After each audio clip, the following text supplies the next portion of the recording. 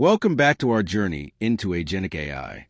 This is Module 3, and today we're going to unlock the building blocks that make these AI agents so smart, so independent, and so powerful. Let's get started.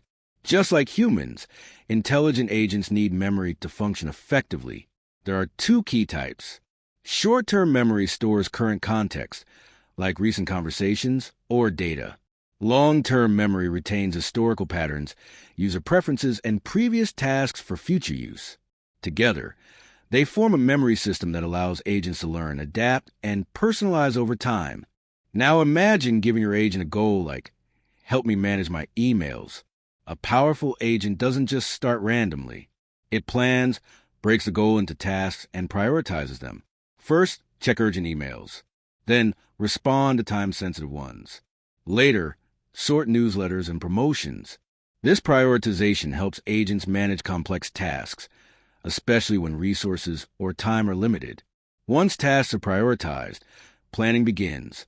The agent defines step-by-step actions to complete the task and achieve the goal autonomously. Planning enables agents to function without waiting for your next command. Now let's talk about a major superpower of agentic AI, tool use. Agents can search the web, use a calculator, read a PDF, or send an email, just like human assistants. These tools act like the hands and feet of your digital agent. How do agents decide what to do next? They use models like decision trees, a series of if-this-then-that conditions, perfect for workflows. Finite state machines, switching between states like waiting, reading, or responding. Behavior trees, often used in games or robotics, with fallback strategies and retry logic. These models give structure and clarity to agent behavior. Real-world agents face surprises, broken tools, missing data, or unclear instructions. To handle this, they rely on confidence scores, utility-based models, reinforcement learning, where agents learn from trial and error. The smarter the decision system, the more reliable and autonomous the agent becomes. Just like students have exams, agents need evaluation too. Key metrics include task completion rate. Did the agent achieve its goal? Time to completion. How fast was it? Accuracy and relevance. Were the results helpful? Autonomy score. How much was done without help? Error recovery. How well did it bounce back? These help developers improve agents and build trust.